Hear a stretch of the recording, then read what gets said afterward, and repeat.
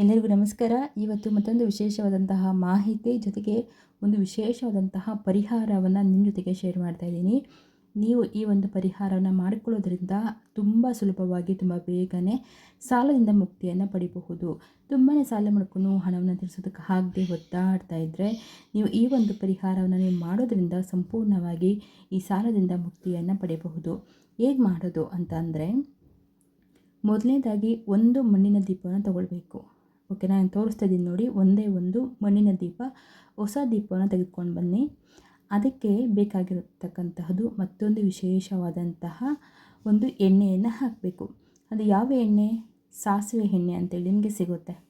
ಗ್ರಂಥಿಕೆ ಅಂಗಡಿಗಳಲ್ಲಿ ನಿಮಗೆ ಸಾಸಿವೆ ಎಣ್ಣೆ ಅಂತ ನೀವು ಕೇಳಿದ್ರಿ ಅಂತಂದರೆ ಖಂಡಿತವಾಗಿ ನಿಮಗೆ ಸಾಸಿವೆ ಎಣ್ಣೆ ಸಿಗುತ್ತೆ.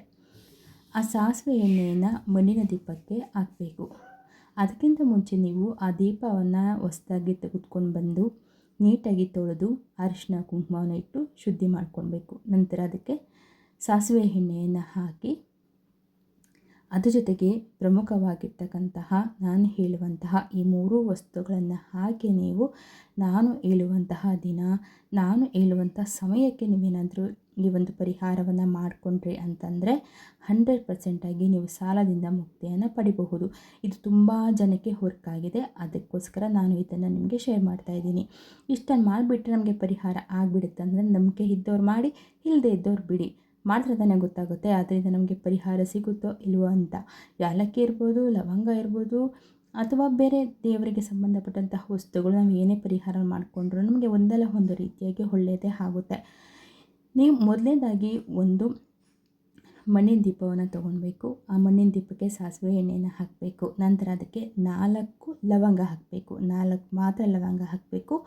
ಒಂದೇ ಒಂದು ಏಲಕ್ಕಿಯನ್ನು ಹಾಕಬೇಕಾಗುತ್ತೆ. ಅದಕ್ಕೆ ಒಂದು ಏಲಕ್ಕಿ, 4 ಲವಂಗ, ಜೊತೆಗೆ 7 ಕಾಳು ಮೆಣಸನ್ನು ಹಾಕ್ಕೊಳ್ಬೇಕು. ಈ 3 ವಸ್ತುಗಳನ್ನು ಕರೆಕ್ಟಾಗಿ ನೆನಪಿಟ್ಕೊಳ್ಳಿ. ಹಾಗೆ 4 ಲವಂಗ ಹಾಕಿ, ಒಂದು ಏಲಕ್ಕಿ ಹಾಕಿ, 7 ಕಾಳು ಮೆಣಸನ್ನು ಹಾಕಿ, ಇದನ್ನೆಲ್ಲ ಹಾಕಿ ತಗೊಂಡು ಅರಳಿ ಮರದ ಹತ್ತಿರ ಹೋಗಬೇಕು. ಯಾವ ದಿನ ಹೋಗಬೇಕು? ಇದನ್ನು ಮಾಡೋದು ಯಾವ ದಿನ ಅಂತಂದರೆ, ನೀವು ಈ ಒಂದು ಪರಿಹಾರವನ್ನು ಶನಿವಾರದ ದಿನ ಮಾತ್ರ ಮಾಡಿಕೊಳ್ಬೇಕು. ತಗೊಂಡು ಹೋಗಿ ಅರಳಿ ಮರದ ಹತ್ರ ಕೂತ್ಕೊಂಡು ಇದನ್ನೆಲ್ಲ ದೀಪಕ್ಕೆ ಹಾಕಿ ರೆಡಿ ಮಾಡಿಕೊಂಡು ಇಟ್ಕೊಳ್ಳಿ. ಕೈಯಲ್ಲಿ ದೀಪವನ್ನು ಎತ್ತಿ ಇಟ್ಕೊಂಡು ನಿಮ್ಮ ಪ್ರಾರ್ಥನೆ ಏನಿದೆಯೋ ಅದನ್ನು ಮಾಡಿ ಕೇಳ್ಕೊಳ್ಳಿ. ನಾನು ಯಾವುದೇ ರೀತಿಯ ದೋಷಗಳು ಇದ್ರೂ ನಿವಾರಣೆ ಮಾಡಿ ನನಗೆ ಸಾಲದಿಂದ ಮುಕ್ತಿಯನ್ನು ಕೊಡಿ ಅಂತ. ಈ ಸಾಲ ಅಂತನ್ನೋದು ನಮಗೆ ಈ ಜನ್ಮದಲ್ಲೇ ಅಲ್ಲ, ಅದು ನಮ್ಮ ಕರ್ಮ ಫಲಗಳಾಗಿ ಕೂಡ ಬಂದಿರುತ್ತೆ. ಹಾಗಾಗಿ ಈ ಸಾಲವನ್ನು ತೀರಿಸೋದು ತುಂಬಾ ಕಷ್ಟ. ಅದರಿಂದ ಈಗಲಾದರೂ ನೀವು ಸಾಲವನ್ನು ತೀರಿಸ್ಕೊಳ್ಳೋದಕ್ಕೆ ಪ್ರಯತ್ನ ಪಡಿ. ದೀಪವನ್ನು ಕೈಯಲ್ಲಿ ಇಟ್ಕೊಂಡು ಈ ರೀತಿಯಾಗಿ ನಿಮ್ಮ ಕೋರಿಕೆಯನ್ನು ಹೇಳಿಕೊಂಡು ಈ ಸಾಲದ ನಮಗೆ ಮುಕ್ತಿಯನ್ನು ಕೊಡಿ ಅಂತ ಬೇಡಿಕೊಂಡು ಅರಳಿ ಮರದ ಹತ್ರ ಇಡಿ. ಇದರಿಂದ ನಿಮಗೆ ಶನಿ ದೋಷ ಏನಾದರೂ ಇತ್ತು ಅಂತಂದರೆ ಅದರಿಂದ ಕೂಡ ನಿಮಗೆ ಮುಕ್ತಿ ಸಿಗುತ್ತೆ. ಮತ್ತು ರಾಹುವಿನ ಆಶೀರ್ವಾದ ಜೊತೆಗೆ ಆಂಜನೇಯನ ಆಶೀರ್ವಾದ ಕೂಡ ಸಿಗುತ್ತೆ. ಅದಷ್ಟೇ ಅಲ್ಲ, ಅರಳಿ ಮರದಲ್ಲಿ ಬ್ರಹ್ಮ, ವಿಷ್ಣು, ಮಹೇಶ್ವರ ಕೂಡ ನೆಲೆಸಿರ್ತಾರೆ. ಅವರ ಆಶೀರ್ವಾದ ಕೂಡ ನಿಮಗೆ ಸಿಗುತ್ತೆ.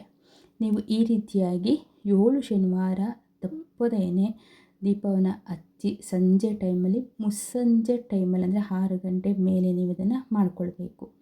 ಸೊ ಈ ರೀತಿ ಮಾಡಿಕೊಂಡ್ರಿ ಅಂತಂದರೆ ಖಂಡಿತವಾಗಿ 7 ವಾರದಲ್ಲಿ ನಿಮಗೆ ಸಾಲದಿಂದ ಮುಕ್ತಿ ಪಡೆಯೋದಕ್ಕೆ ನಾನಾ ರೀತಿಯ ದಾರಿಗಳು ನಿಮಗೆ ಸಿಗುತ್ತೆ. ಇದು ಮಾಡಿದ ತಕ್ಷಣ ನಮಗೆ ಸಾಲ ತೀರಿಬಿಡುತ್ತಾ ಅಂತ ಕೆಲವೊಬ್ಬರು ಕ್ವಶನ್ಸ್ ಕೇಳ್ತೀರಾ.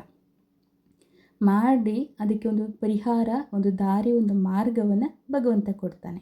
ದೇವ್ರ ಮೇಲೆ ನಂಬಿಕೆ ಇಡಿ. ನೀವು ಮಾಡುವಂತಹ ಒಂದು ಪರಿಹಾರದ ಮೇಲೆ ನಂಬಿಕೆಯನ್ನು ಇಡಿ. ಇಷ್ಟನ್ನು ಶನಿವಾರ ಮಾಡಿಕೊಳ್ಳಿ.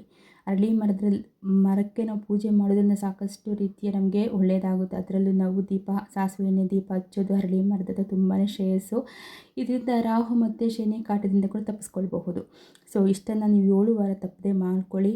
ಒಂದು ಮಣ್ಣಿನ ದೀಪ ತಗೊಳ್ಳಿ, ಅದಕ್ಕೆ ಒಂದು 4 ಲವಂಗ ಹಾಕಿ, ಒಂದು ಏಲಕ್ಕಿ ಹಾಕಿ, 7 ಕಾಳು ಮೆಣಸನ್ನು ಹಾಕಿ ರೆಡಿ ಮಾಡಿ ಇಟ್ಕೊಂಡು ನಿಮ್ಮ ಕೈಯಲ್ಲಿ ಸಂಕಲ್ಪವನ್ನು ಹೇಳಿಕೊಂಡು ಅರಳಿ ಮರದ ಒಂದು ದೀಪವನ್ನು ಹಚ್ಚಿ ಬಂದರೆ ಸಾಕು.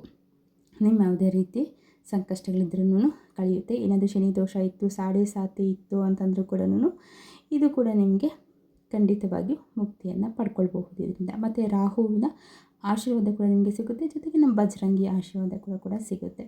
ಸಂಜೆ ಹೇಳಿದ್ನಲ್ಲ, ಮುಸ್ಸಂಜೆ ಟೈಮಲ್ಲಿ ನೀವು ಇದನ್ನು ಮಾಡ್ಕೊಂಡು ಬಂದರೆ ಸಾಕು, ಒಂದೇ ಒಂದು ದೀಪವನ್ನು ಹಚ್ಚುವಂಥದ್ದು ಅಷ್ಟೇ. ಸೊ ಇದನ್ನು ಮಾಡ್ಕೊಳ್ಳಿ. ರಿಸಲ್ಟ್ನ ತಪ್ಪದಾಗ ನನಗೆ ಕಮೆಂಟ್ ಬಾಕ್ಸಲ್ಲಿ ತಿಳಿಸಿ, ಯಾಕಂದರೆ ಮತ್ತೊಬ್ಬರಿಗೆ ಇದು ಯೂಸ್ ಆಗಬೇಕಲ್ಲ ಪ್ರಶ್ನೆ ಕೇಳುವಂಥವ್ರಿಗೆ. ಹಾಗಾಗಿ ನಾನು ಈ ವಿಡಿಯೋನ ಇಲ್ಲಿಗೆ ಇವತ್ತು ಹೆಣ್ಣು ಮಾಡ್ತಾಯಿದ್ದೀನಿ. ಮತ್ತೊಂದು ವಿಶೇಷವಾದ ಮಾಹಿತಿ ಪರಿಹಾರದೊಂದಿಗೆ ಮತ್ತೊಂದು ವಿಡಿಯೋದಲ್ಲಿ ಸಿಗ್ತೀನಿ. ಅಲ್ಲಿವರೆಗೂ ಟೇಕ್ ಕೇರ್, ಬಾಯ್. ಎಲ್ಲರಿಗೂ ಧನ್ಯವಾದಗಳು. ಎಲ್ಲರಿಗೂ ಒಳ್ಳೆಯದಾಗಲಿ.